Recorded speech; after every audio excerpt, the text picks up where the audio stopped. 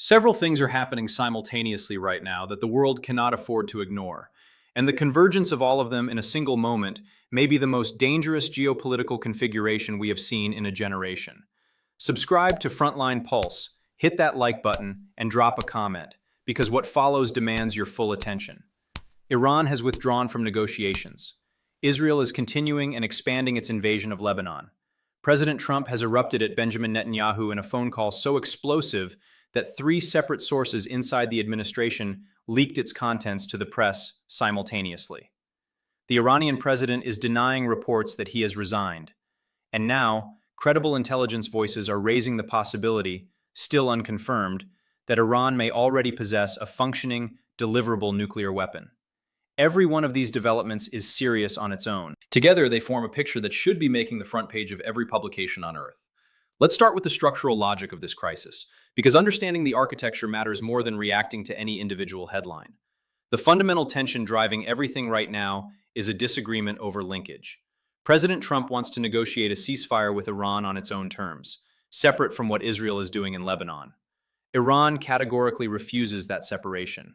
For Tehran, Hezbollah is not a peripheral issue. It is a core strategic asset, a close ally, and a central pillar of Iranian regional power.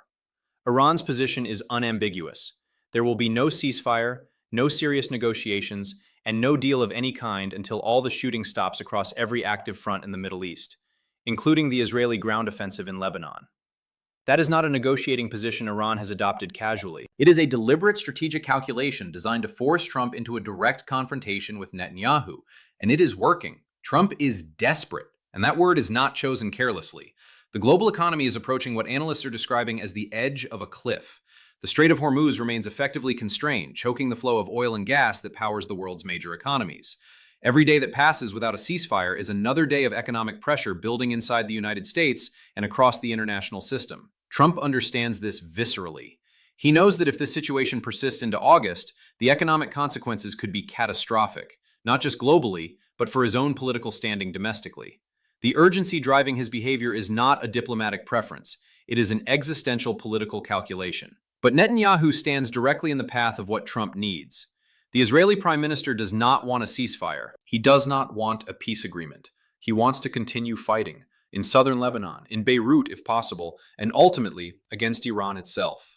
And crucially, Netanyahu understands that as long as the war in Lebanon continues, it serves as the perfect mechanism for blocking any movement toward a broader Iran deal. His continuation of that war is not incidental to the diplomatic impasse. It is the instrument of it. Netanyahu is deliberately using the Lebanon conflict to prevent Trump from achieving what Trump most urgently wants. That is the underlying dynamic that everything else flows from. The phone call between Trump and Netanyahu that leaked this week lays this dynamic completely bare. According to three separate individuals who were present and who all chose to speak to the same reporter at Axios, a level of coordinated leaking that is itself a deliberate act of political warfare, Trump told Netanyahu in unambiguous terms that he was furious. The language was characteristically direct. Trump reportedly told Netanyahu he was out of his mind, that without Trump's protection he would be in prison, that Trump was saving him, and that the entire world now hates Israel because of its conduct. These are not the words of a diplomatic disagreement. These are the words of a president who feels openly defied by an ally he believed he controlled. Netanyahu's public response to that call was a studied act of defiance.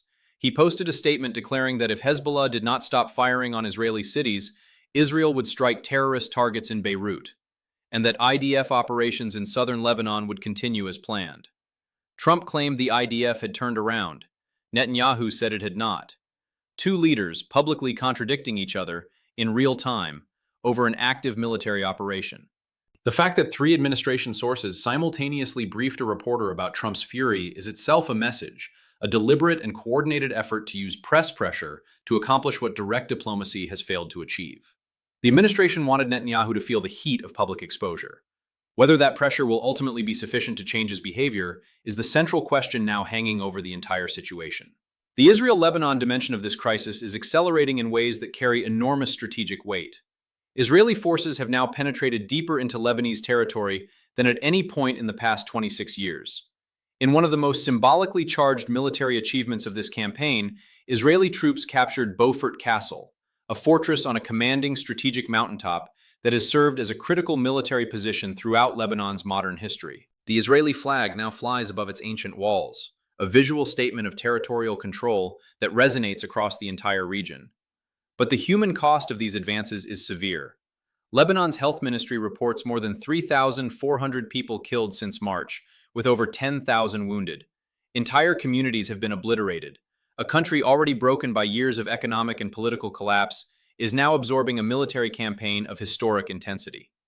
The economic dimension of this crisis reaches directly into the lives of ordinary Americans in a way that is impossible to ignore.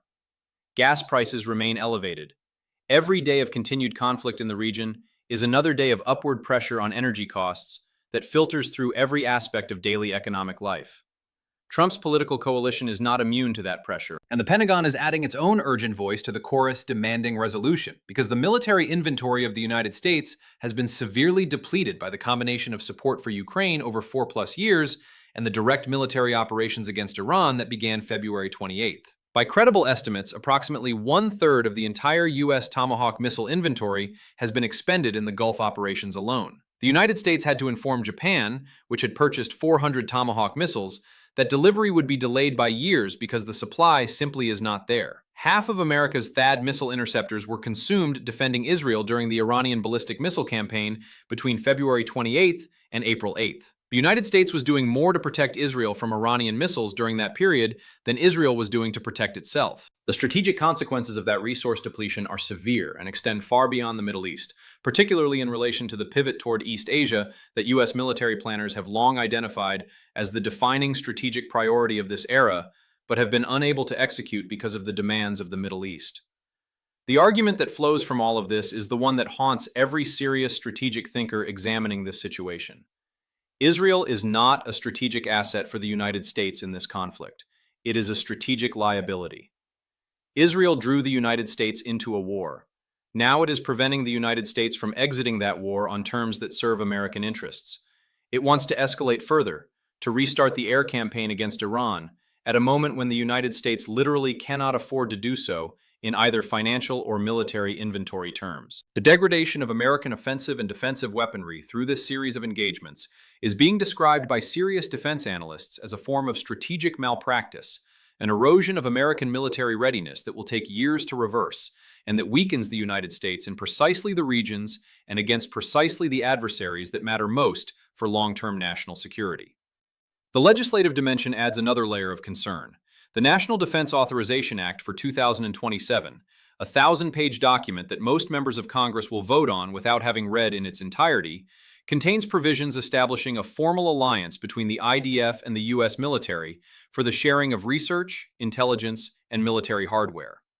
This is being done without a formal treaty of alliance, without the constitutional framework that normally governs such commitments, and at a moment when the strategic wisdom of deepening this entanglement is most in question. The fact that this provision passed with so little public scrutiny or congressional resistance is itself a measure of how completely the Israel lobby has consolidated its influence over the legislative process on questions touching U.S.-Israeli relations. And yet, there are limits. Every serious analyst watching the situation acknowledges that the lobby is extraordinarily powerful, perhaps the most powerful single-issue lobbying force in American political history. But power has boundaries when the alternative is economic catastrophe. The argument being made by those closest to the situation is that Trump will ultimately find the leverage to force Netanyahu's hand, not because of any ideological commitment to Palestinian rights or Lebanese sovereignty, but because the economic consequences of continued inaction will become politically unsurvivable for an American president. The lobby be damned, as one formulation puts it, if the alternative is going off the cliff. That moment of reckoning, when economic reality overrides political calculation,